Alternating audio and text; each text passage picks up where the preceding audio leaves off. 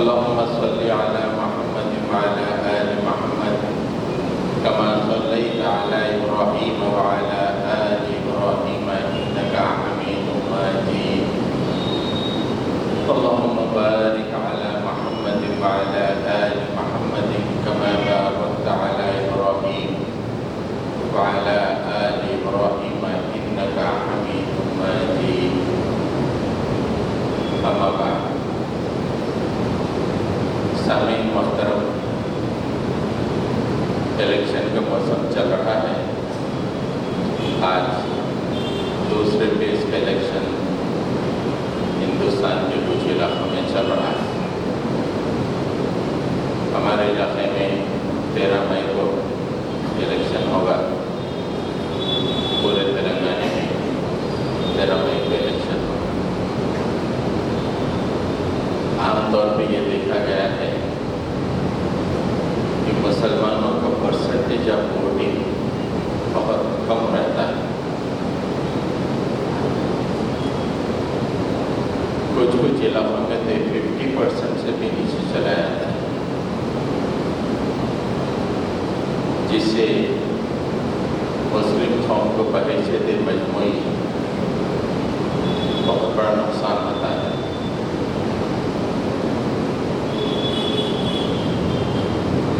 Vote ڈالنا میں اسے کوئی دینی ذمہ داری نہیں عرض کر رہا، لیکن ووٹ ڈال کر کیا حاصل ہوتا ہے انشاءاللہ میں آج کے جمعہ میں آپ سے عرض کروں گا. جو لوگ ووٹ نہیں ڈالتے وہ 3 طرح کے لوگ ہوتے ہیں. ایک بہت ہی منسکیول پرسنٹیج، یعنی شر الذمہ تھوڑے سے لوگ یہ سمجھتے ہیں کہ عقیدے کا مسئلہ ہے، موجودہ نظام باطل نظام، اس باطل نظام میں پارٹیسپیشن آخرت کو تباہ کر دے گا، اللہ کو ناراض کر دے گا. اس لیے باطل نظام میں سے دور رہنا چاہیے. اس کے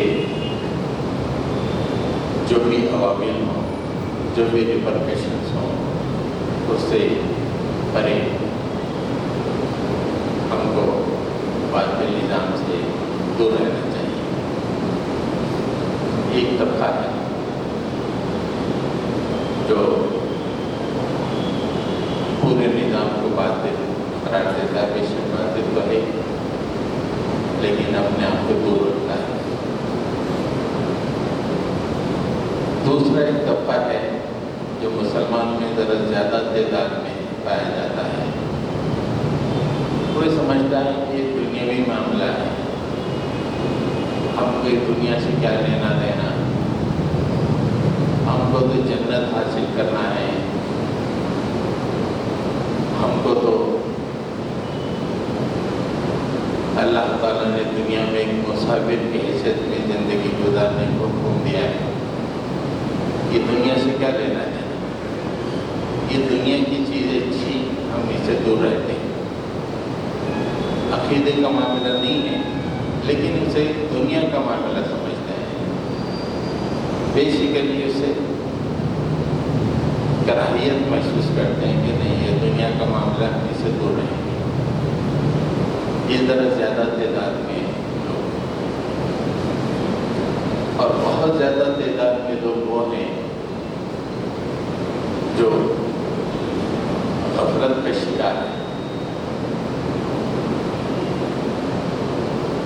انہیں کل کتنا تاریخ ہونا ہے یا کل کیا ہونا ہے اس کو کوئی اندازہ نہیں. بس مست زندگی گزارنا چاہتے ہیں. یہ الیکشن ہے، چھٹی ملی، ایک نعمت غیر مترقبہ ہے. اس چھٹی کو منانا چاہیے. بہتر بہتر سے بہتر انداز میں اس چھٹی کو منانا چاہیے. چلو فارم ہاؤس چلتے ہیں, رشتہ داروں کے پاس چلتے ہیں, کہیں آؤٹنگ کرتے ہیں, جس کے نتیجے میں یہ مسلمانوں کے ووٹ کم پڑتے ہیں. یہ 3 طرح کے لوگ ہیں جو عام طور پہ الیکشن میں حصہ نہیں لیتے. ایک اسے عقیدے کا مسئلہ سمجھتے ہیں, دوسرے اسے دنیا چھیچھی قرار دیتے ہیں, تیسرے غفلت کا شکار ہے, صرف موج مستی ہی کو زندگی سمجھتے ہیں اور یہ سمجھتے ہیں کہ موج مستی ہماری جاری رہے گی, یہ ہماری خوشیاں جاری رہے گی. حضرت گرامی, اہل ایمان جو زمین پر اللہ کے لیے جیتے ہیں, اللہ کے لیے مرتے ہیں, جب ایمان دل میں آتا ہے تو اس ایمان پہ قائم رہنا بہت ضروری ہوتا ہے. اور ایمان پہ قائم رہنے کے لیے آدمی کو سیکورٹی بڑی اہم ہے. آدمی اگر اپنے آپ کو سیکیور محسوس نہ کرے, اپنے آپ کو محفوظ تصور نہ کرے, تو پھر اس کے ایمان کا ٹھہرنا مشکل ہو جائے گا. اہم ترین چیز سیکیورٹی ہے آدمی کی, اس کی پراپرٹی کی سیکیورٹی, اس کے خاندان کی سیکیورٹی. اور وہ جب سیکیورٹی نہیں ہوتی ہے تو بے انتہا پریشانیوں کا شکار ہو جاتے ہیں مسلمان. اور یہاں تک کہ ارتداد کا معاملہ شروع ہو جاتا ہے, لوگ اسلام سے کو چھوڑ کر کفر کی طرف چلے جاتے ہیں. تو سیکیورٹی بڑی اہم ہے, حفاظت. اللہ تعالیٰ نے جتنے انبیاء کو بھیجا, سب سے پہلے انبیاء کی سیکیورٹی کا انتظام فرمایا ہے. اپنے فرشتوں کے ذریعے سے نہیں, بلکہ جتنے بھی انبیاء کا تذکرہ قرآن مجید میں آیا, حضرت موسیٰ اور حضرت ہارون علیہ السلام کو چھوڑ کر جتنے انبیاء آپ کو ملیں گے قرآن مجید میں, تمام کا تعلق رولنگ کلاس سے, تمام کا تعلق ایلیٹ سوسائٹی سے ہے اپنے زمانے کی. اس لیے اللہ تعالیٰ قرآن مجید میں فرماتے ہیں, حضرت ہود علیہ السلام کا ذکر فرماتے ہیں, وَإِلَىٰ عَادٍ أَخَاهُمْ هُودًا, ہم نے عاد کی طرف ان کے بھائی ہود کو بھیجا. یعنی قوم سے تعلق ہے, قوم کی ایلیٹ سے تعلق ہے, قوم کی رولنگ کلاس سے تعلق ہے.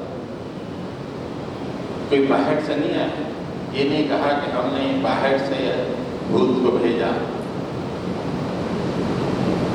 بلکہ انہی میں سے چنا اللہ تعالیٰ نے اور کہا کہ ان کے بھائی ہود کو ہم نے بھیجا. اخاہم, ان کے بھائی ہود.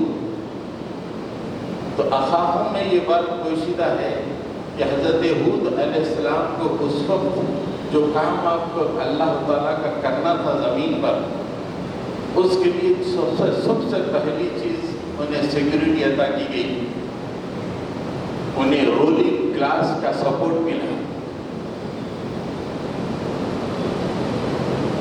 ویسے اگر آپ آگے دیکھیں, وَإِلَىٰ ثَمُودَ أَخَاهُمْ صَالِحًا, اور ہم نے سمود کی طرف اس کے بھائی صالح کو بھیجا. یہاں بھی حضرت صالح کا ذکر فرماتے ہوئے کہا گیا کہ کوئی باہر سے آئی ہوئی شخصیت نہیں تھی, بلکہ جو قوم جس کا نام سمود تھا، یہ انہی میں کے تھے، نہ ہی انہی میں کے ان کے بھائی تھے۔ سمود رولنگ کلاس سے تعلق رکھتی تھی اور یہ نبی ان کا تعلق بھی رولنگ کلاس سے تھا۔ اللہ کے دین کا کام کر رہے ہیں اور سپورٹ میں رولنگ کلاس ہے، حفاظت ہے۔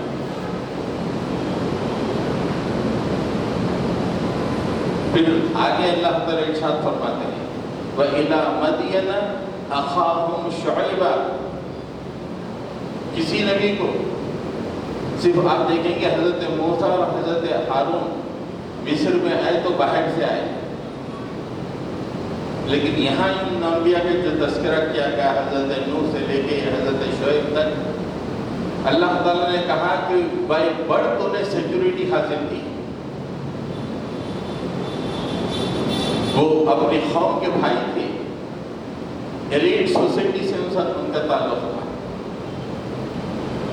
اور ہم نے مدین کی طرف ان کے بھائی شعیب کو بھیجا۔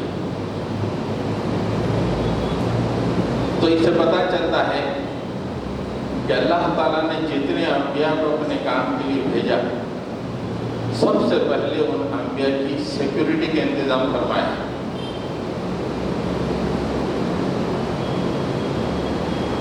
حضرت موسیٰ علیہ السلام کو اللہ نے جب فرعون کی طرف بھیجا تو حضرت موسیٰ علیہ السلام نے اللہ سے اندیشہ میں اظہار کیا کہ وہ مجھے قتل کر دیں گے، میرا تعلق ان کی قوم سے نہیں ہے، تو اللہ تعالیٰ نے کہا کہ نہیں، میں تمہارے سپورٹ میں، تم جاؤ۔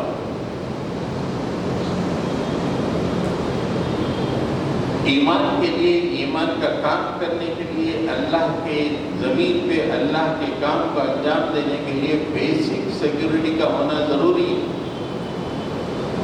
اللہ تعالیٰ نے یہ بیسک سیکیورٹی اپنے انبیاء کرام کا تھا فرمایا۔ حضرت نوح علیہ السلام کے بارے میں قوم نے ایک مقام پہ فرمایا، یہ نہیں کہا کہ نوح تم کمتر ہو، یہ نہیں کہا، حضرت نوح سے احتراماً کہا کہ ٹھیک ہے، تم ہم جیسے انسان تو نہیں ہو، لیکن تمہارے ماننے والے ہماری قوم کے کمتر لوگ ہیں، یہ نہیں کہا کہ تم کمتر ہو۔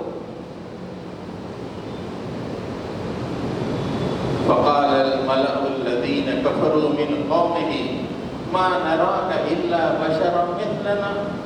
قوم کے سرور آوردہ لوگ، قوم کے بڑے بڑے لوگ، انہوں نے کہا کہ تم رسول کہہ رہے ہو اللہ کے، ارے ہماری طرح تم انسان ہو،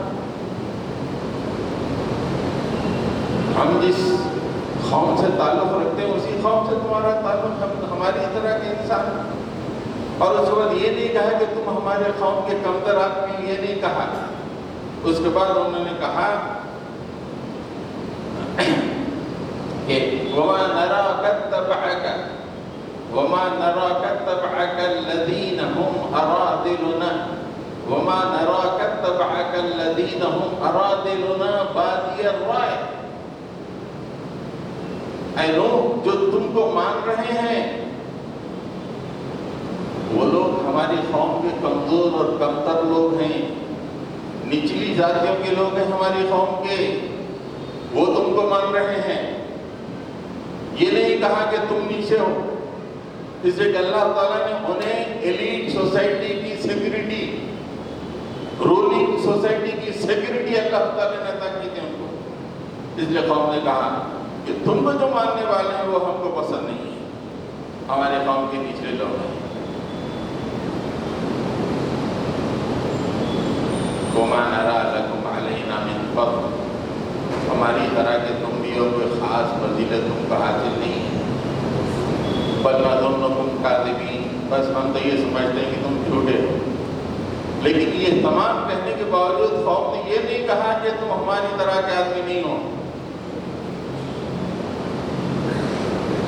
تو جب قوم کے اندر ہی اللہ تعالیٰ کسی نبی کو اٹھاتا ہے تو اس کی بیسک سیکیورٹی کا انتظام ہو چکا ہوتا ہے، قوم اس کی طرف متوجہ ہوتی ہے کہ بھائی ہماری قوم کا آدمی ہے، اور نہ ہی قوم کا بلکہ ایلیٹ سوسائٹی کا آدمی ہے۔ اس کی طرف متوجہ ہونا ہے۔ حضرت شعیب علیہ السلام کی سیکیورٹی کا باضابطہ ان کی قوم نے تذکرہ فرمایا ایک مقام پر، قالوا یا شعیب ما نفقہ کثیرا مما تقول، اے شعیب تو بہت ساری باتیں جو تم کہتے ہو وہ ہماری سمجھ سے باہر ہے۔ کیا اللہ، رسول، جنت، موت کے بعد کی زندگی، یہ ہماری سمجھ سے باہر ہے۔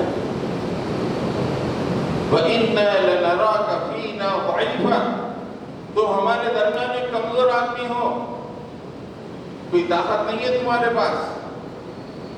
اس کے بعد انہوں نے کہا کہ تم کو جو سیکیورٹی حاصل ہے کہ تم بچے ہوئے ہو، ورنہ کبھی کہ تم کو ہم ختم کر دیتے۔ وَلَوْلَا رَحْتُكَ، اگر تمہارے پیچھے تمہارا کنبہ نہ ہوتا، لَرَجَمْنَاكَ، ہم تمہیں پتھروں سے مار مار کے ختم کر دیتے۔ وَلَوْلَا رَحْتُكَ لَرَجَمْنَاكَ، تمہارے پیچھے جو کنبہ ہے، تمہارے پیچھے جو قوم ہے، تمہارے پیچھے جو ایلیٹ سوسائٹی ہے جو تمہارا سپورٹ کر رہی ہے، اگر یہ نہیں ہوتی تو ہم تمہیں مار مار کے پتھروں سے ہلاک کر دیتے ہیں۔ اس سیکیورٹی میں حضرت شعیب ان کے سامنے اللہ کا کلام پیش کر رہے ہیں۔ یہ بیسک سیکیورٹی حضرت شعیب کو حاصل تھی جس کا اعتراف قوم کر رہی ہے۔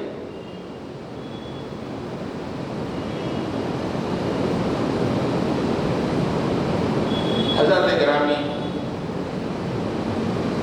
اب آپ دیکھیں اللہ کے نبی صلی اللہ علیہ وسلم کو اللہ تعالیٰ نے کیسا کس قبیلے میں پیدا کیا۔ اللہ کے نبی صلی اللہ علیہ وسلم کے دادا حضرت عبد مناف مکے کے بہت بڑے سردار، اور پوری مکے کی حکومت عبد مناف کے ہاتھ میں تھی۔ اور عبد مناف کے بعد وہ حکومت 2 قبیلوں میں بٹ گئی، ان کے بچوں میں، عبد مناف کے بچوں میں 2 قبیلوں میں پوری حکومت بٹ گئی، ایک بنو امیہ، ایک بنو ہاشم۔ مکے کی حکومت 2 قبیلوں کے ہاتھ میں تھی، دونوں نے بانٹ لی تھی، بنو امیہ اور بنو ہاشم۔ اور اللہ کے نبی صلی اللہ علیہ وسلم بنو ہاشم میں اللہ تعالیٰ نے پیدا کیا۔ کوئی باہر سے آیا کمزور نہیں تھی، اللہ کے نبی کو رولنگ کلاس کا سپورٹ حاصل تھا۔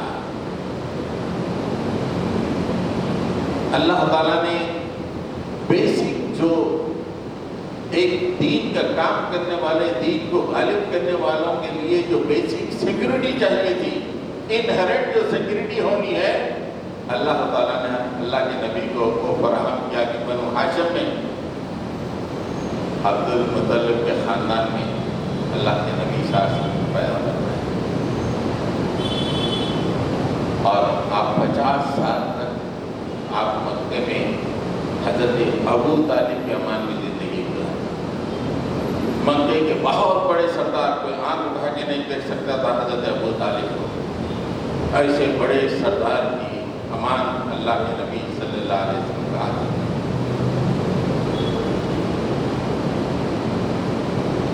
تو ایمان پہ قائم رہنے کے لیے اور دین کا کام کرنے کے لیے آدمی کو بیسک سپورٹ اور بیسک سیکیورٹی ضروری ہے۔ قرآن، حدیث، سیرت یہ واضح طور پہ کہہ رہے ہیں کہ بیسک سیکیورٹی ضروری ہے۔ اللہ کے نبی کہہ سکتے کہ اے بنو ہاشم تمہاری میرے لیے ضرورت نہیں، ہٹو، میرے لیے اللہ کافی ہے۔ آپ نے ایسا کبھی نہیں کہا۔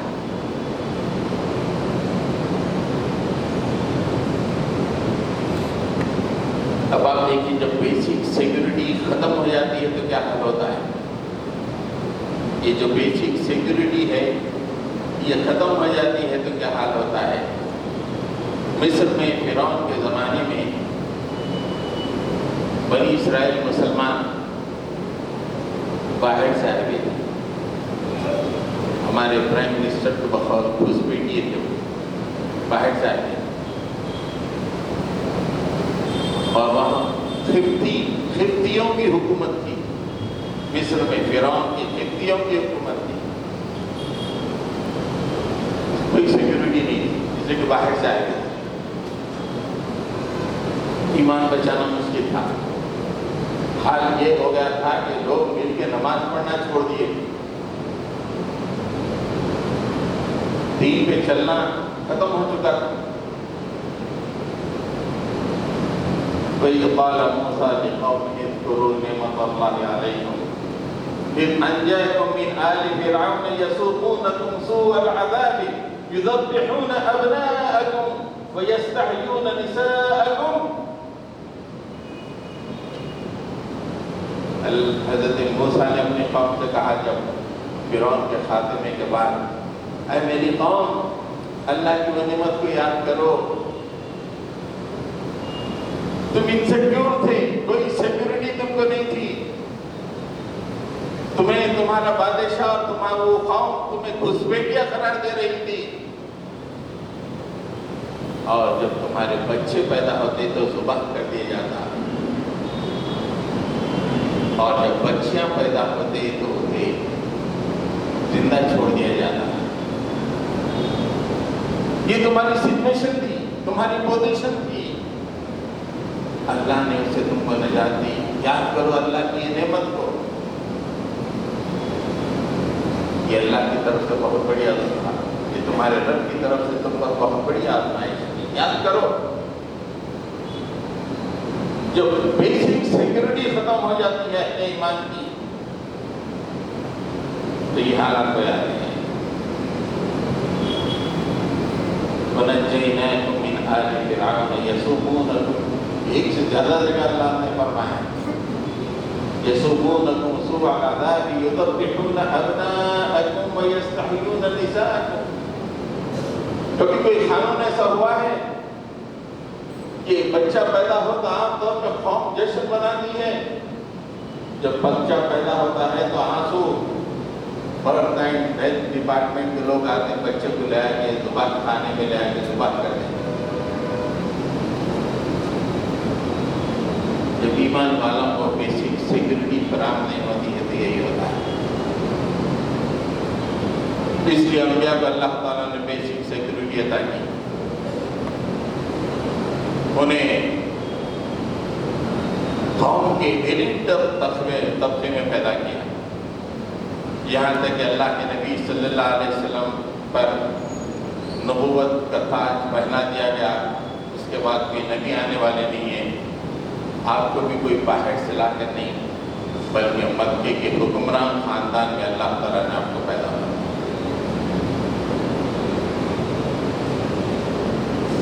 جب مکے میں مذالک بہت بڑھ گئے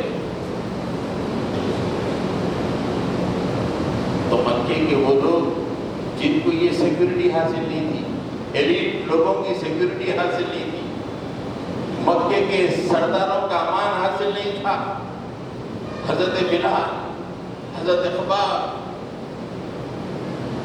یہ کمتر قسم کے لوگ تھے، یہ مکے کی ایلیٹ سوسائٹی سے اس کا تعلق نہیں تھا۔ اللہ کے نبی صلی اللہ علیہ وسلم نے کہا کہ مجھے اطلاع ملی ہے کہ حبش کا بادشاہ بہت شریف اور اچھا ہے، تم وہاں جا کے زندگی گزارو اور اپنی ایمان کو حفاظت میں رکھو۔ کتنے مسلمان جو انسیکیور تھے، کتنے مسلمان جو انسیکیور تھے، اللہ کے نبی کے اس حکم پر ملک حبش کو انہوں نے ہجرت فرمائی۔ یہ سیکورٹی بہت اہم ہے۔ میں نے آپ سے کہا تھا کہ اللہ کے نبی صلی اللہ علیہ وسلم کا تعلق بنی ہاشم سے تھا، اور بنی امیہ بھی دوسرا رولنگ کلاس تھی۔ اللہ کے نبی کی حکمت دیکھی کہ دوسری رولنگ کلاس سے بھی اللہ کے نبی نے اپنے تعلق پیدا کر لیا۔ بنو امیہ سے تعلق تھا حضرت عثمان غنی رضی اللہ تعالیٰ عنہ کا. ایک نہیں دو بیٹیوں سے اللہ کے نبی نے حضرت عثمان غنی کا نکاح فرمایا. ایک لڑکی کا انتقال ہوا تو دوسری لڑکی سے حضرت عثمان غنی کا نکاح فرمایا تاکہ بنو امیہ جو دوسری رولنگ کلاس ہے مکے کی اس سے بھی تعلق پیدا رہے. ہم تو سمجھتے ہیں کہ ہم بس اسلام دین سیاست ہم سے کوئی دین اور سیاست سے دین سے نمازوں سے سیاست کا کوئی تعلق نہیں ہے. اللہ کے نبی صلی اللہ علیہ وسلم کی حکمت عملی دیکھیے. ایک رولنگ کلاس میں تو آپ پیدا کیے گئے اور دوسری رولنگ کلاس سے آپ نے اپنے سندابے کے تعلقات پیدا کیے.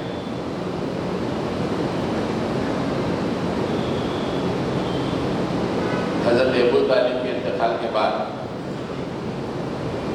اللہ کے نبی صلی اللہ علیہ وسلم مختلف قبائل کا دورہ کیا. اس میں سے طائف آپ تشریف لے گئے.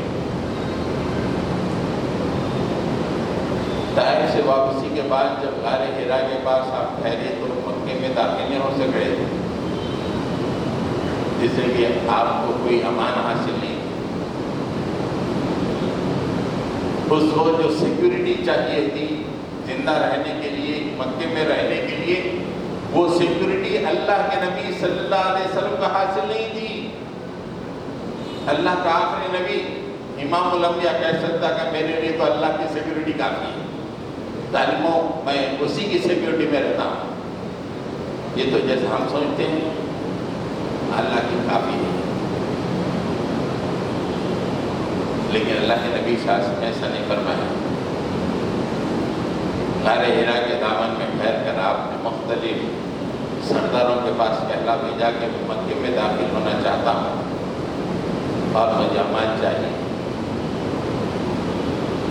3 سرداروں نے کہا کہ ہم امان نہیں دے سکتے. آخر میں حضرت بلال حبشی رضی اللہ تعالیٰ عنہ کو رسول اللہ صلی اللہ علیہ وسلم نے محمد بن عدی کے پاس بھیجا. اس نے کہا کہ میں محمد کو امان دینے کے لیے تیار ہوں. اس نے اپنے بچوں سے کہا کہ تیار ہو جاؤ, اپنے ہتھیار پہن لو, میں نے محمد صلی اللہ علیہ وسلم کو امان دی ہے. مطعم بن ابی عدی اپنے بچوں کے ساتھ رسول اللہ صلی اللہ علیہ وسلم سے ملاقات کی. غار حرا کے آغوش میں اپنے ساتھ لے کے آیا اور خانہ کعبہ کے مقام میں کھڑے ہو کے اعلان کیا آج سے محمد میرے ایوان میں ہے. مکے کا بہت بڑا سردار ابو جہل اس نے مطعم بن عدی سے کہا کہ تم نے امان دے دی ہے یا محمد کا مذہب اختیار کر چکے ہو؟ اس نے کہا کہ نہیں, میں نے اسلام قبول نہیں کیا ہے, میں نے صرف امان دی ہے. ابو جہل نے کہا ٹھیک ہے, جب تم نے امان دی ہے تو ہم بھی امان دے دیتے ہیں. 3 سال یا 4 سال اللہ کے نبی مکے میں رہے. اس کے بعد ہجرت سے پہلے امان. اللہ کے نبی کو امان کی کیا ضرورت تھی؟ آپ تو اللہ کے راز نگرانی میں آپ کہہ سکتے تھے کہ ظالموں میں تو اللہ میری نگرانی کرے گا, میں دیکھ لوں گا تم تمام. لیکن اللہ تعالیٰ نے جو سماج بنایا ہے, جو سماج کے اصول بنائے ہیں, انہی اصولوں میں رہتے ہوئے اللہ کا کام کرنا ہے. اس سے پتہ چلتا ہے کہ اہل ایمان کے لیے سب سے پہلی چیز سیکیورٹی ہے. اپنے ایمان پر قائم رہنے کے لیے اور ہندوستان میں دین کا کام کرنے کے لیے سب سے پہلی چیز سیکیورٹی ہے. اور یہاں پہ مسلمانوں کو گھسپیٹیہ قرار دیا جا رہا ہے. لیکن یہاں جو سیکیورٹی مسلمانوں کو حاصل ہے وہ یہاں کے کانسٹیٹیوشن کی وجہ سے ہے. وی دا پیپل آف انڈیا میں مسلمان بھی شامل ہیں. لوگ مانے یا نہ مانے, ہندوستان میں جو مسلمانوں کو سیکیورٹی ہے یہ من اللہ ہے, اللہ کی طرف سے ہے. جب کانسٹیٹیوشن لکھا جا رہا تھا میں بھی پیدا نہیں ہوا تھا. اللہ نے فراہم کر دیا کہ میرے ماننے والے ہندوستان میں رہیں گے، نمازیں پڑھیں گے، دین کا کام کریں گے، حفظ کریں گے، مدارس چلائیں گے. ان کو بیسک سیکورٹی چاہیے. امبیڈکر لکھو کانسٹیٹیوشن، میرے نیک بندوں کو سیکورٹی فراہم کرو. یہ اللہ کی طرف سے. اس کو یہ کہہ دینا کہ باطل ہے. بے شک قرآن کا انکار نہیں ہو رہا ہے، لیکن جس طرح اللہ نے مختلف ادوار میں اپنے انبیاء کو سیکورٹی فراہم کی، انہرنٹ سیکورٹی، ویسے یہاں پر اگر وہ کانسٹیٹیوشن کو ہٹا دو پورے مسلمان گھس بیٹی ہو جائیں گے. پھر اس آیت کے مصداق بن جائیں گے. یسومونکم سوء العذاب یذبحون ابناءکم ویستحیون نساءکم. تو حضرات گرامی، یہ کوئی اللہ کا ورڈکٹ نہیں ہے، یہ کانسٹیٹیوشن وحی الہی نہیں ہے. اصل کانسٹیٹیوشن تو اللہ کا ہے، لیکن ایک مسلمان ہونے کے ناطے اپنے اسلام پہ چلنے کے لیے جو بیسک سیکورٹی کا طریقہ ہے وہ کانسٹیٹیوشن ہے. اور اس کانسٹیٹیوشن کے ذریعے سے الیکشن ہوتے ہیں. الیکشن میں اچھے برے لوگ آتے ہیں.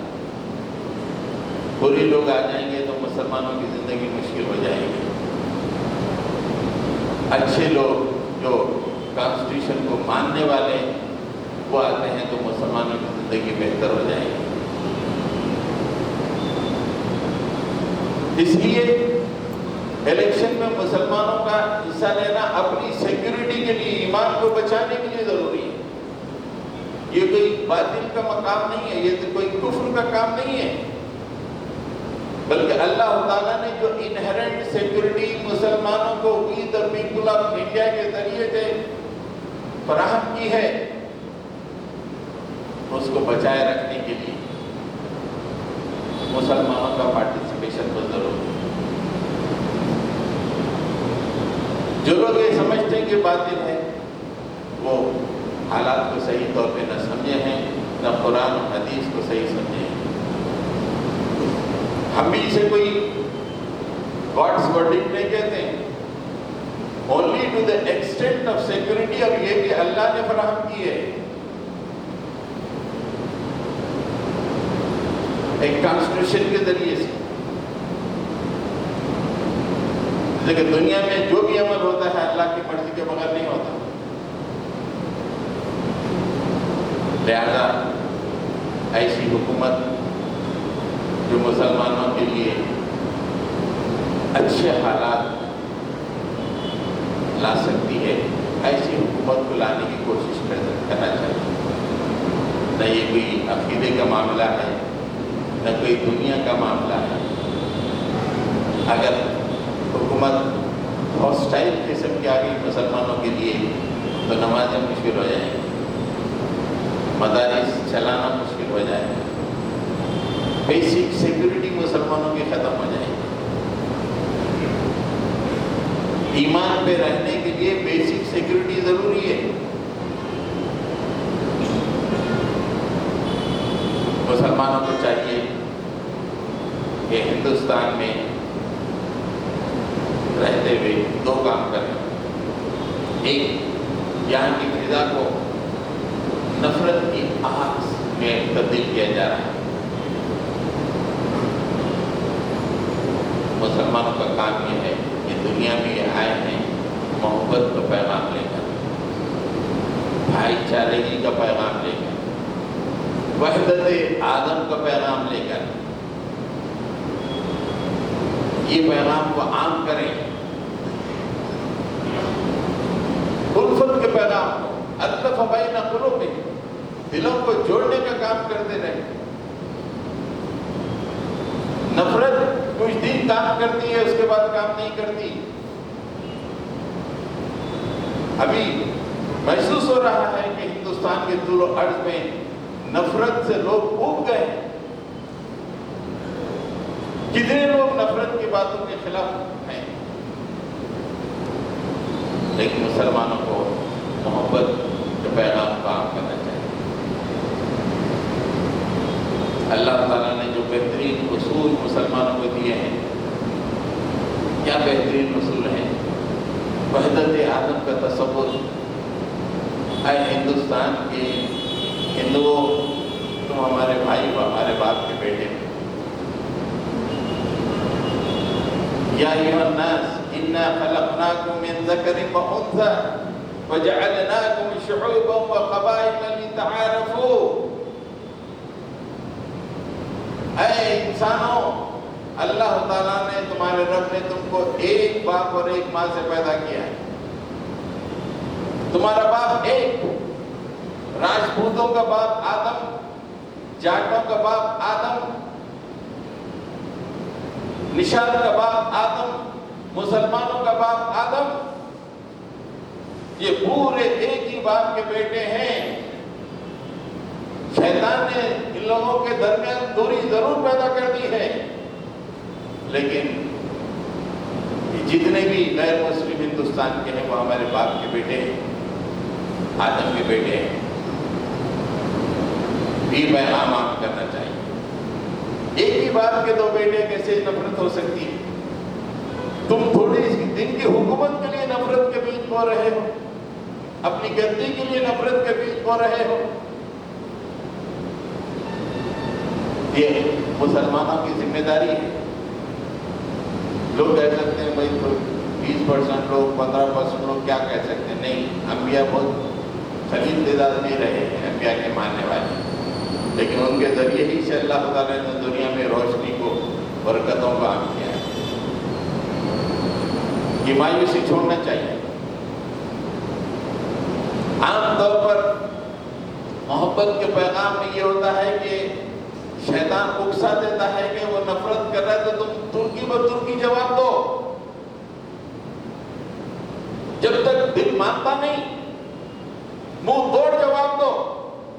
اللہ تعالیٰ کہہ رہا ہے کہ نہیں، اہل ایمان یہ تمہارا کام نہیں ہونا چاہیے. پلورل سوسائٹی میں جہاں پہ لوگ نفرتوں کی بات کر رہے ہو، ترکی ب ترکی اپنے دل کو ٹھنڈا کرنے کے لیے ایسی بات نہیں کرو، بلکہ نفرت کی آگ بجھانے کی کوشش کرو. ادفع بالتي هي احسن فاذا الذي بينك وبينه عداوة كأنه ولي حميم.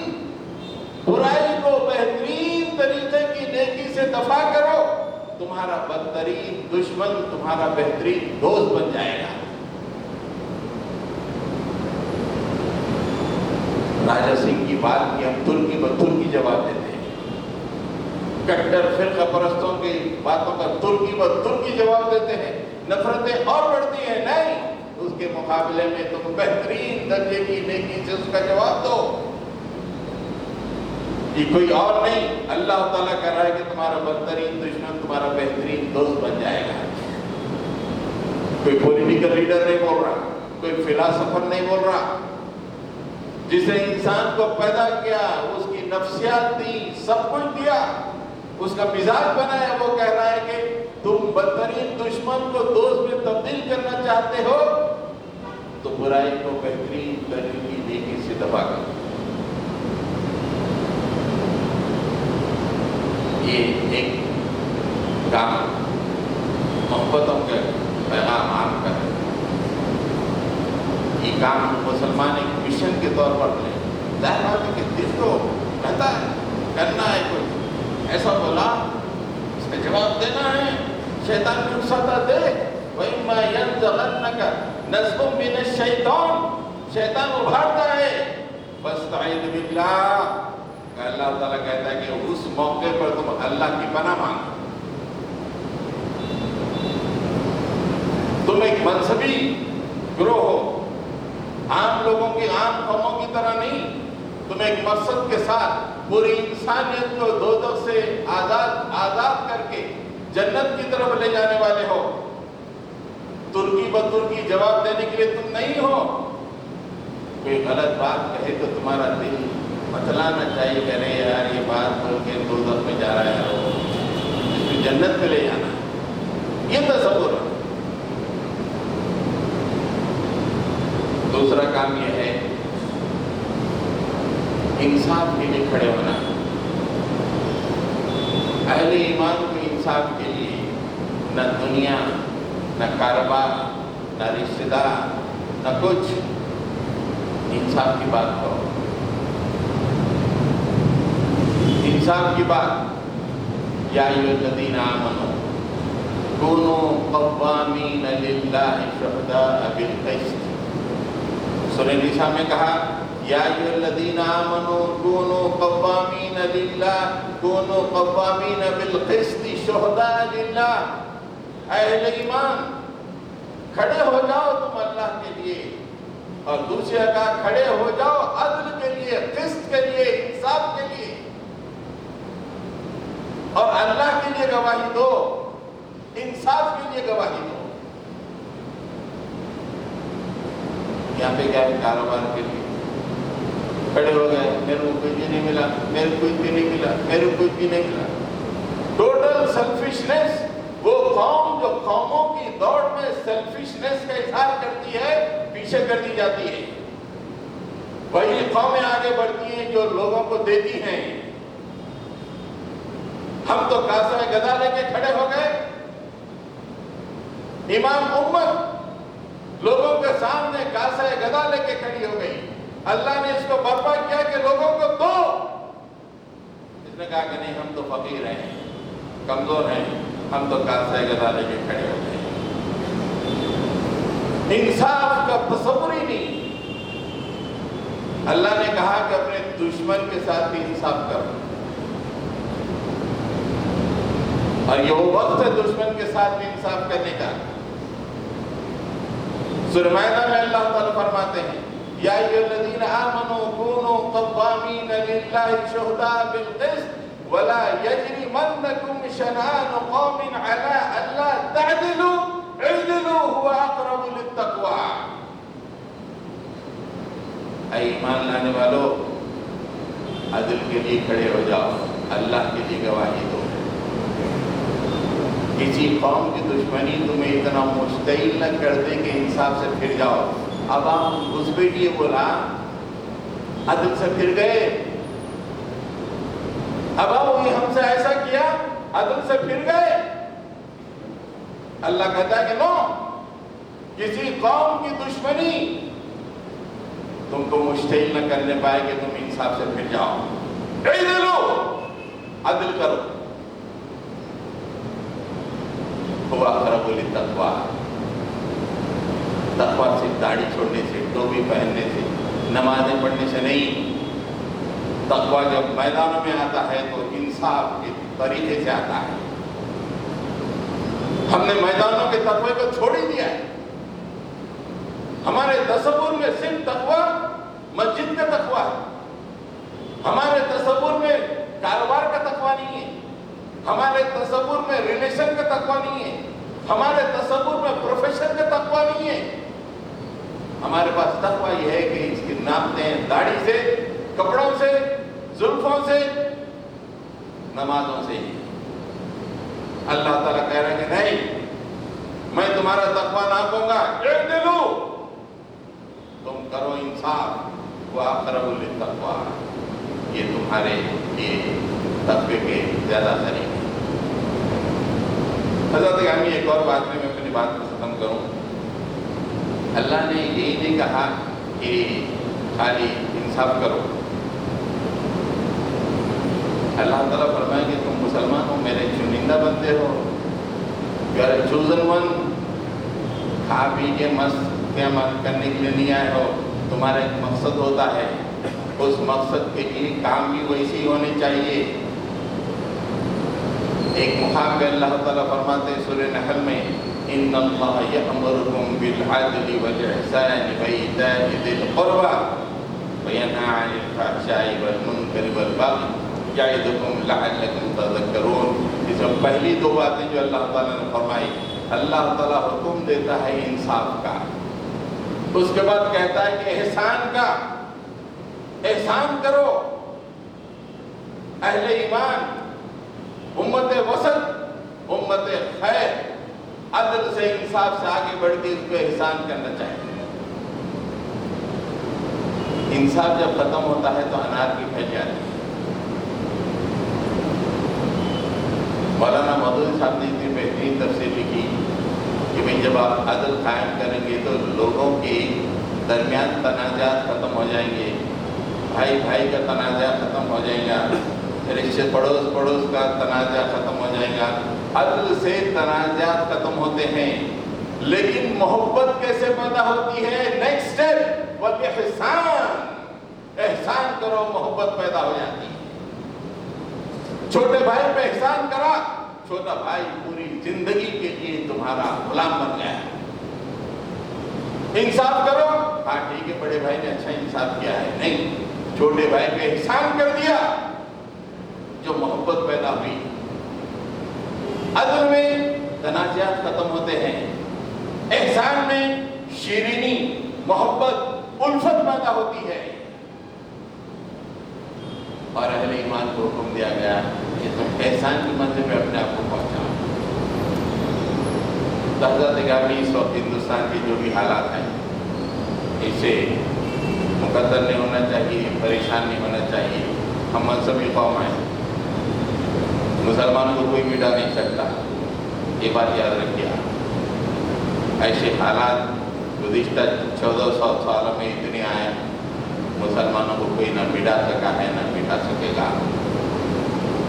تھوڑا ستا سکتا، ایک دو بلڈوزر لا کے 2-4 گھر گرا سکتا، 1-4 لوگوں کو رلا سکتا، لیکن مسلمانوں کو بحیثیت مجموعی نقصان نہیں پہنچا سکتا۔ تو مسلمانوں کو چاہیے کہ موجودہ حالات میں محبت کے پیغام کو عام کریں اور انصاف کی بات کہیں، اور انصاف سے آگے بڑھ کر احسان کی بات کریں، احسان کرنے کی کوشش کریں۔ بھئی یہ مجھے نہیں ہونا، تم لے لو۔ مسلمان کہیں کہ ہم کو نہیں ہونا، تم لے لو۔ ہے ہمت مسلمانوں نہیں ہے، ہمارے کچھ ہونا، ہمارے کچھ ہونا، 4% نہیں 12% ہونا، ہمارے کیوں ہونا، ہم بہت پچھڑے پہ ہیں، سچل کمیٹی کیا بولی؟ ارے جب احسان کرو گے تو پورے لوگ جب اسلام میں آ جائیں گے تو پورا تمہارا ہی چھوڑا۔ یہ 4-12 میں لٹکے ہوئے ہیں، کب تک لٹک؟ تو حضرت گرامی یہ ہے، تو میں نے آج جو آپ کے سامنے بات رکھی کہ مسلمانوں کی جو 3 طبقے ہیں، تینوں غلط ہیں۔ مسلمان الیکشن کے دن 100% پولنگ کریں، مزے مت کریں، ذمہ داری محسوس کریں کہ کل بڑا تاریخ ہے۔ دوسرا، یہ عقیدے کا مسئلہ نہیں ہے، صرف سیکیورٹی کا مسئلہ ہے، اہل ایمان کی سیکیورٹی کا مسئلہ ہے۔ ہاں یہ چھی دنیا نہیں ہے، یہ سیکیورٹی کا مسئلہ ہے۔ سیکیورٹی ہوگی تو ہمارا ایمان باقی رہے گا۔ میں نے قرآن حدیث سے پورے واقعہ سے یہ بات ثابت کی، پھر اس کے بعد موجودہ حالات میں محبت اور انصاف کا کام کرنے کی بات کی۔ اللہ تعالیٰ سے دعا ہے کہ اللہ تعالیٰ ہمیں ان باتوں کو سمجھنے کی، اس پہ عمل کرنے کی توفیق عطا فرمائے۔ رب اغفر وارحم وانت خیر الراحمین، صلی اللہ تعالیٰ علی محمد وعلی آلہ وصحبہ۔ حضرت گرامی گرمائی اسکول ہے، 1 مئی سے شروع ہونے والا ہے۔ آپ اپنے بچوں کے لیے جو ہے اس کا انتظام کیجیے، یہاں پہ ایڈمیشن کا انشاءاللہ بچے بیٹھے ہوئے رہیں گے، فارم وغیرہ لے لیں گے تاکہ انتظامات میں آسانی ہو سکے۔